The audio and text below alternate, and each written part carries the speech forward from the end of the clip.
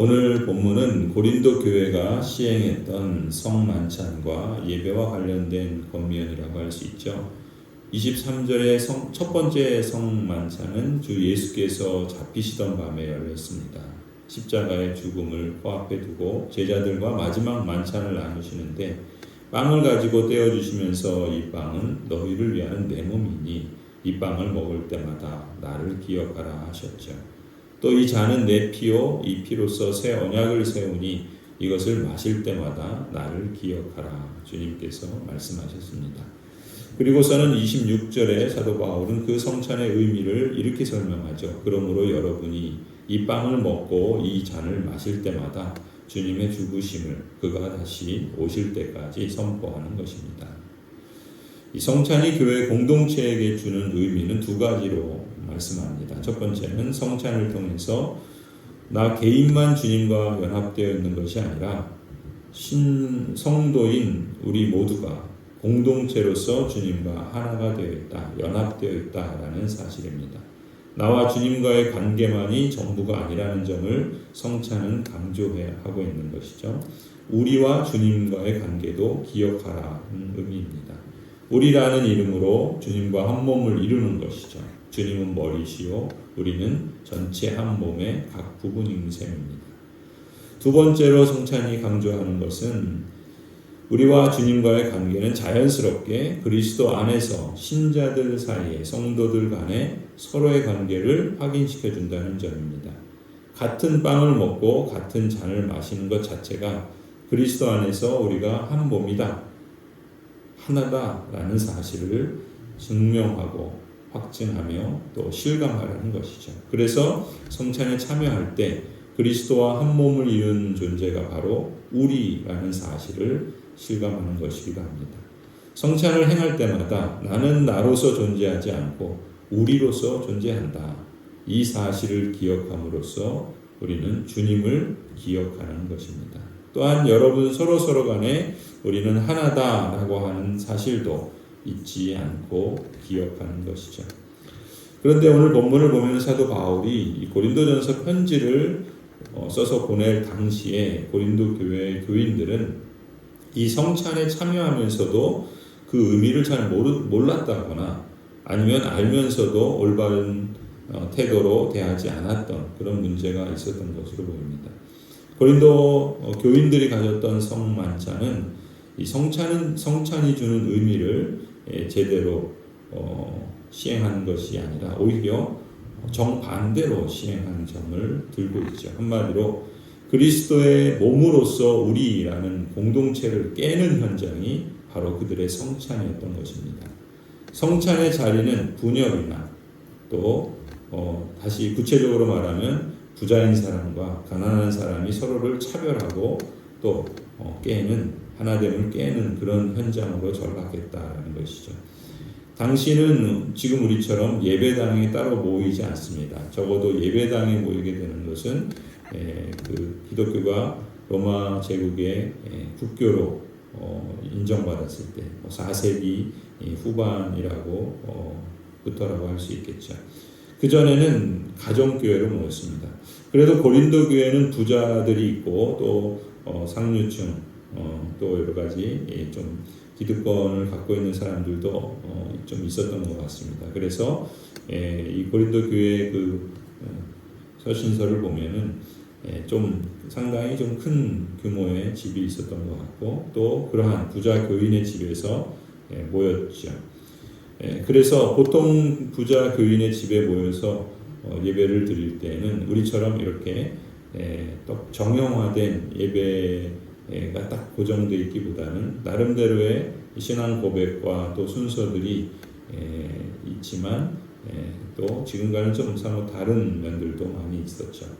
그 중에 하나가 집에 모이면 식사를 하고 또 도중에 빵과 포도주를 나누면서 성찬 예식을 진행하기도 했던 점입니다. 그런데 여유가 있어서 먼저 모인 부자들은 일을 마치고 늦게 오는 가난한 사람들을 기다리지 않고 자기들끼리 배불리 먹고 또 술에 권하게 취하기도 했던 것 같습니다. 또 심지어 음식을 남겨두지도 않았던 것이죠. 아마 사회 계층에 따라서 먹는 장소도 달리했을지도 모르겠습니다. 그런 면들이 고린도 시에서는 뭐 당연한지는 모르겠지만, 왜냐하면 거기에는 노예들이 상당수 있고 또 가난한 사람들도 적지 않았고 또 상대적으로 귀족이나 또 로마 제국의 시민권을 갖고 있는 그런 상류층 사람들도 좀 있었겠죠.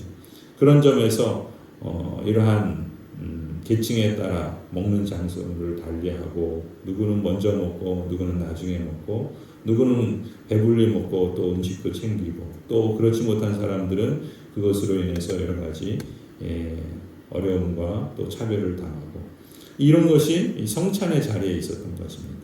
이런 식의 차별 행위와 그런 행위를 아무렇지도 않게 여겼던 이런 사고방식들은 그야말로 예수님이 말씀하시는 성찬의 의미를 완전히 부정하는 것이죠. 모두가 주님의 한 몸이라는 사실을 부정하는 것이고, 성찬을 제정하신 예수님을 모욕하는 것이고, 성찬을 통해 주시는 공동체의 유익을 추구하는 것이 아니라 서로 진노의 죄만 쌓을 그런 모습을 보였던 것입니다. 그래서 27절에 그러므로 누구든지 합당하지 않게 주님의 빵을 먹거나 주님의 잔을 마시는 사람은 주님의 몸과 피를 범하는 죄를 짓는 것이다. 그러니까 성찬의 은혜의 방편으로 신 자리가 죄를 짓고 그것을 더 구체화하는 그런 그야말로 강도의 구별로 만든 것이죠.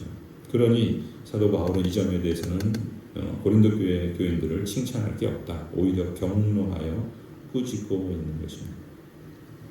그렇다면 교인들은 어떻게 성찬에 참여하는 것이 합당한 책임 있는 그런 행동인가?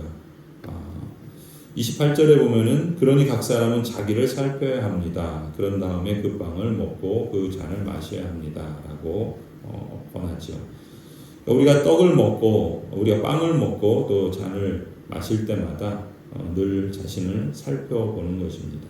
주님의 제자로서 하나님이 주신 은혜, 그리고 그 은혜를 우리에게 계속 누리게 하시려는 하나님의 놀라우신 은혜의 방편들, 그럼으로써 우리가 그리스도인다운 삶을 또 신자로서의 일상생활에서 살아가야 할 경건을 더욱 새롭게 하고, 또 하나님께서 성찬을 통해서 그리스도께서 성찬을 통해서 주시는 그 은혜, 또 그러한 말씀에 합당한 그런 삶을 그런 태도들을 이제 돌아보게 되는 것이죠.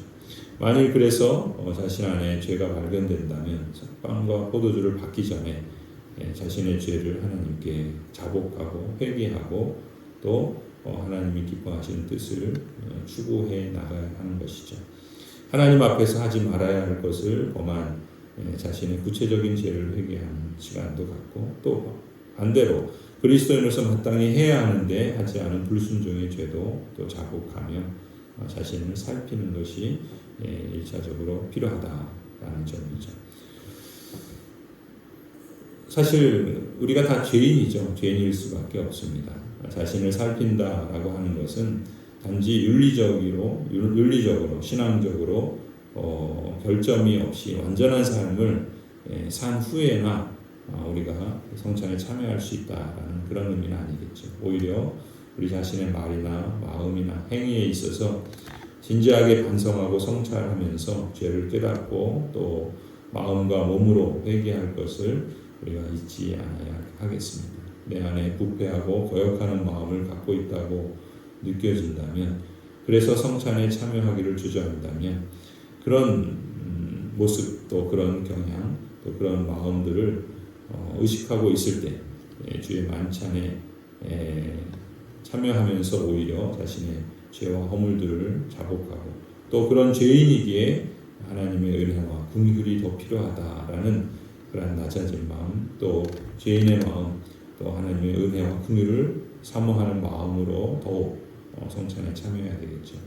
때문에 우리는 성찬에 참여할 때마다 그리스도의 죽으심을 통한 죄의 용서와 또 구원의 은혜를 기억하는 것입니다. 마음속 깊은 곳에서부터 회개할 뿐만 아니라 자복하는 마음으로 이제 새로운 삶을 살아가기로 결단하고 주님 앞에서 나아가는 것이죠. 빵을 먹으면서 잔을 마실 때마다 자신을 살펴 회개하고 자복하는 것뿐만 아니라 믿음과 회개를 새롭게 함으로써 주님의 은혜에 감사하고 또 주님을 향한 헌신을 새롭게 결단하는 의미가 있겠죠. 그것이 첫 번째 바람직한 자신을 살피는 것이라고 한다면, 두 번째 권면은 29절입니다. 몸을 분별함이 없이 먹고 마시는 사람은 자기에게 내릴 심판을 먹고 마시는 것이다 라고 말씀합니다.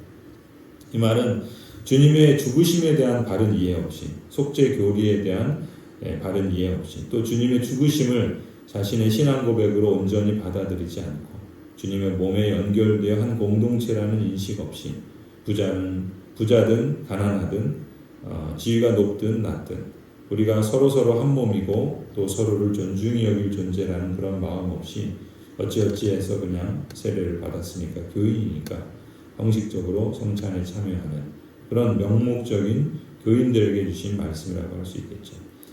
여기서 우리가 분명히 해야 할 점은 성찬에 참여해서 빵을 먹고 잔을 마시는 사람은 누구나 주님의 죽으심에 대한 바른 이해와 또 이것을 믿는 자신의 신앙 고백이 있어야 한다라는 것이죠. 나의 죄를 대속하시기 위해서 몸을 지키시고 피를 흘리신 주님, 십자가에서 죽으셨다는 사실을 마음으로 믿고 입으로 시인하는 그러한 사람이 빵을 먹고 잔을 마실 때마다 늘 구속의 은혜를 기억하면서 떠올리고 또 주님을 기억하는 것이죠.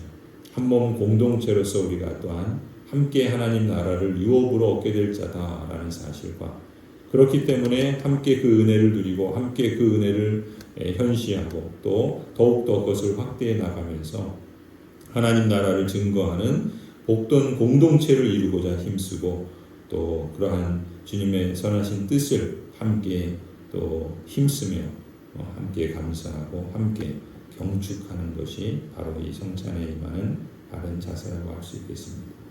그런 점에서 성찬이야말로 이 땅에서 하늘에 계시는 그리스도를 만나고 또 실감하는 은혜의 현장이라고 믿습니다. 성찬은 하나님의 구원의 능력이 지금 이곳에서 현시되고 있다, 이루어지고 있다, 성취되고 있다, 그리고 장차 완성될 것이다 라는 것을 미리 맛보는 것입니다.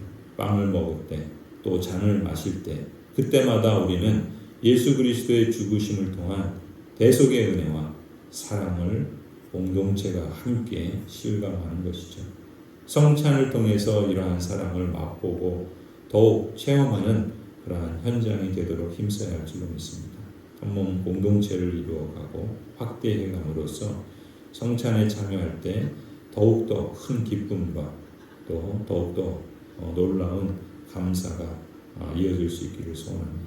그래서 성찬을 제정하신 우리 주님의 그 크신 뜻과 또 영광스러운 그 은혜를 드러내며 찬양하고 또 함께 자라가고 그리스도의 영광을 증거하고 현시하는 그런 교회로서 성장해 가기를 간절히 축원합니다.